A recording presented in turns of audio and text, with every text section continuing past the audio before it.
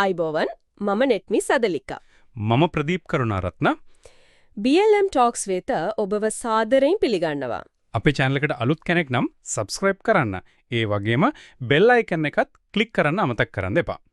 අද අපි කතා කරන්න සූදානම් වෙන්නේ කොම්කරු කළමනාකරණ වේදී උපාධියේ ඒ කියන්නේ BLM උපාධියේ පළවෙනි වසරේ ගොඩක් වැදගත් විෂයක් ගැන.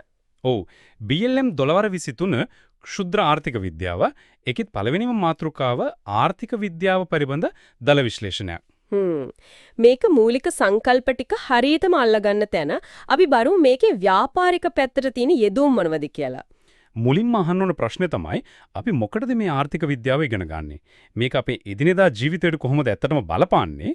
ඒක තමයි වැදගත්ම ප්‍රශ්නය. මොකද මේක නිකම්ම විෂයක් නෙවෙයි. හිතන්නකෝ ඉන්ධන මිල. එක දවසක එක ගාණක්. ඊළඟ සතිය තව ගාණක්. ඔව් පරිගණක වුණත් එහෙමයි.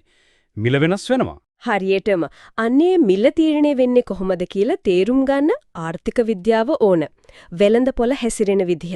ඒ කියන්නේ භාණ්ඩයක මිලයි ඒකට තියෙන ඉල්ලුමයි අතර සම්බන්ධය මොකක්ද? ඒ වගේම රටක විරක්කියාව උද්මනය වගේ දේවල් ගැනත් අපිට අහන්න ලැබෙනවා. ඔව් ඒ ආර්ථික උච්චාවචනයන් ඇති වෙන්නේ කොහොමද?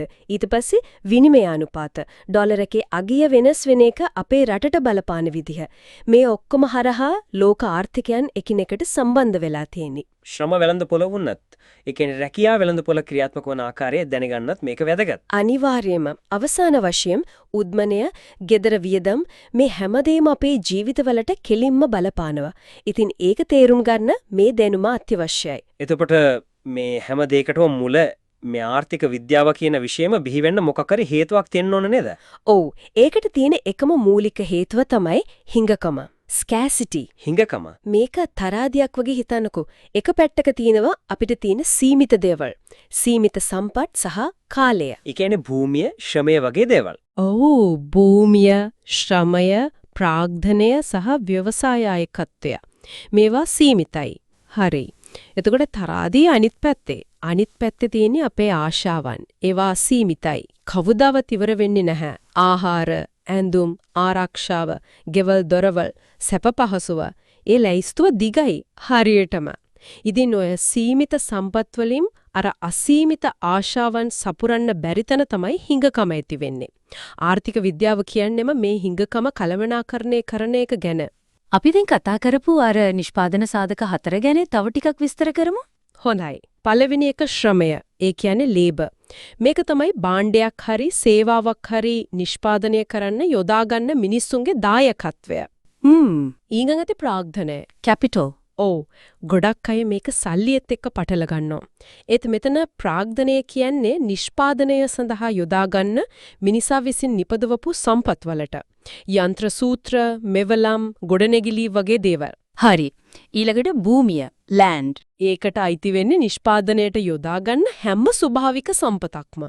ඛනිජ, ජලය, වනාන්තර මේ ඔක්කොම. හතරවෙනි එක තමයි ව්‍යවසායකත්වය, entrepreneurship. ඔව් මේක විශේෂ මානව සම්පතක්. ව්‍යවසායකයා කියන්නේ අර අනිත් සාධක තුනේ ගැන ශ්‍රමය, ප්‍රාග්ධනය, භූමිය එකතු කරලා අවදානමක් අරගෙන නිෂ්පාදනය මෙහෙවන කෙනා. එතකොට මේ ආර්ථික විද්‍යාව අධ්‍යයනය කරනකොට ඒක දිහා බලන ප්‍රධාන විදි දෙකක් තියෙනව නේද? ඔව් ප්‍රධාන ක්ෂේත්‍ර දෙකකට බෙදෙනවා. ක්ෂුද්‍ර සහ සාර්ව ආර්ථික විද්‍යාව. හරියටම මයික්‍රෝ ඉකොනොමික්ස් සහ මැක්‍රෝ ඉකොනොමික්ස්.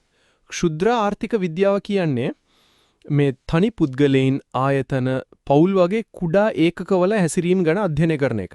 ඒ කියන්නේ එක සමාගමක් තීරණ ගන්න විදිහ වගේ දෙයක්. ඔව්.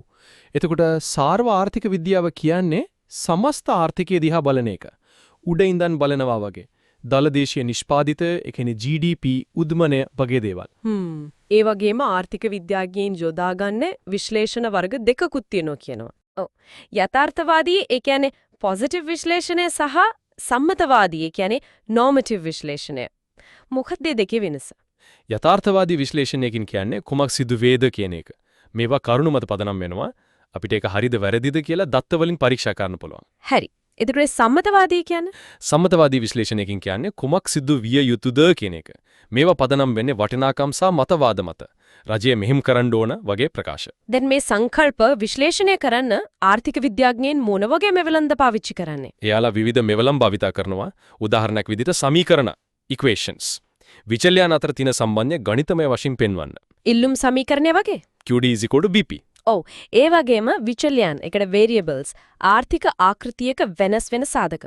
දත්ත තේරුම් ගන්න ප්‍රස්තාර සහ වගුත් පාවිච්චි කරනවා නේද? අනිවාර්යෙන්ම ඒත් මේ හැම දෙයකටම වඩා වැදගත් පූර්ව නිගමනයක් තියෙනවා. ඒ මොකද්ද? ඒකට කියනවා ceteris paribus කියලා. ceteris paribus. ඔව් ඒකේ සරල තේරුම අනෙකුත් සාධක නියතව පවතිද්දී කියන එක. මොකද අපි එක විචල්‍යයක බලපෑම විතරක් අධ්‍යයනය කරනකොට අනිත් හැමදේම ඒ වෙලාවේ වෙනස් වෙන්නේ නැහැ කියලා උපකල්පනය කරනවා. හරි. දැන් අපි ආයෙත් මුලට යමු. අර හිඟකම කියන ප්‍රශ්නේ නිසා හැම සමාජයකටම මුහුණ දෙන්න වෙන මූලික ප්‍රශ්න තුනක් තියෙනවා. ඔව්. ඒ ප්‍රශ්න තුන තමයි පළවෙනි එක නිෂ්පාදනය කරන්නේ කුමක්ද? What to produce. ඒ කියන්නේ සීමිත සම්පත් වලින් මොනවද හදන්නේ කියලා තෝරා ගන්න වෙනවා. හරියටම. දෙවෙනි එක නිෂ්පාදනය කරන්නේ කෙසේද? How to produce. ශ්‍රමයේ වැඩිපුර යොදාගෙනද නැත්නම් යන්ත්‍ර සූත්‍රය කියන්නේ ප්‍රාග්ධනයේ වැඩිපුර යොදාගෙනද? ශ්‍රම සූක්ෂමද ප්‍රාග්ධන සූක්ෂමද කියන එක. ඔව්. තුන්වෙනි එක කා සඳහා නිෂ්පාදනය කරන්නේද? For whom to produce. ඒ කියන්නේ හදපු දේවල් මිනිස්සු අතර බෙදලා යන්නේ කොහොමද? ආදායම් ව්‍යාප්තිය තීරණය වෙන විදිහ. ඔය තෝරා ගැනීමක් කරන හැම වෙලාවකම අපිට මොකක් හරි දෙයක් අතහැරින්න වෙනවා. ආර්ථික විද්‍යාවේදී ඒකට විශේෂ නමක් තියෙනව නේද? ඔව්. ඒකට තමයි කියන්නේ ආවස්තික පිරිවැය කියලා. opportunity cost. ආවස්තික පිරිවැයම්. සරලවම කිව්වොත් යම් තීරණයක් ගැනීමේදී ඒ වෙනුවෙන් අතහැර දමලලද හොඳම විකල්පයේ වටිනාකම. පොඩි උදාහරණයකින් කිව්වොත් හිතන්නකෝ කෙනෙක් ඇපල් ගෙඩියක් තෝරගන්නවා කියලා. ඒ වෙලාවේ එයාට ගන්න තිබුණු ඒත් අතහැරපු හොඳම දේ ඩොඩම් ගෙඩියක් නම්. අන්න ඒ අතෑරපු ඩොඩම් ගෙඩිය තමයි ඇපල් ගෙඩියේ අවස්තික පිරිවැය. හරියටම. දැන් ආර්ථිකයක නිෂ්පාදන හැකියාවන් සහ මේ කියන ආවස්තික පිරිවැය පෙන්වන්න පුළුවන් ප්‍රස්තාරයක් තියෙනවා. ඒක තමයි PPF වක්‍රය. ඔව්.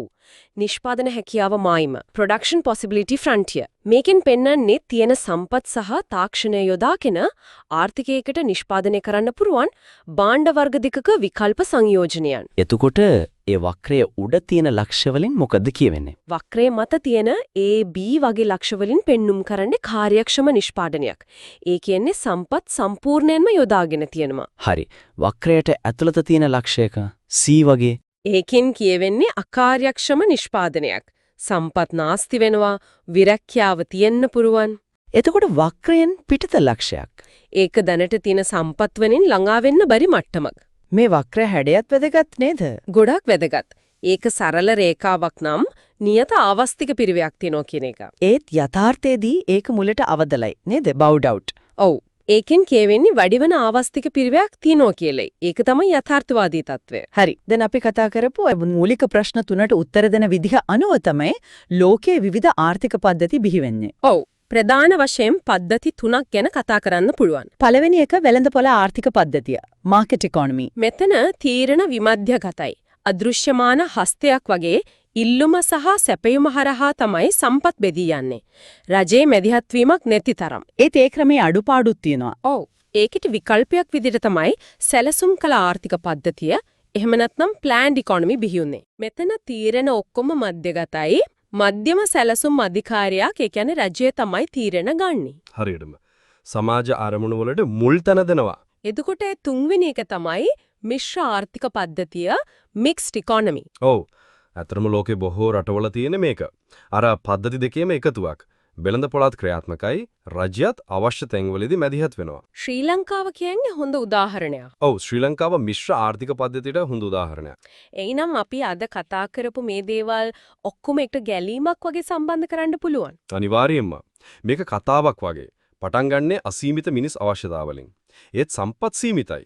ඔය දෙකේ ගැටුම නිසා හිඟකම, ඒ කියන්නේ scarcity ඇති වෙනවා. හිඟකම නිසා අපිට තෝරා ගැනීම කරන්න වෙනවා. choice. ඒ තෝරා ගැනීම කරන ආකාරය අනුව තමයි විවිධ ආර්ථික පද්ධති economic systems බිහි වෙන්නේ. ඉතින් මේ මූලික සංකල්ප ටික තේරුම් ගත්තම ආර්ථිකයේ දිහා බලන විදිය ගොඩක් වෙනස් වෙනවා. මේ දැනුම BLM උපාධිය හදාරන හැමෝටම ගොඩක් වැදගත් වේවි. අවසාන වශයෙන් අපි මේ දේ මතක් කරන්න කැමැතියි. නීතියෙන් ලැබෙන අයිතිවාසිකම් තීරුම් නොගෙන අපට එම අයිතිවාසිකම් ආරක්ෂා කළ නොහැක. BLMT Talks මගේ එකතුව ඔබට ස්තුතියි. තවත් මාතෘකාවක් සමගින් නැවත හමුවෙමු. ආයුබෝවන්.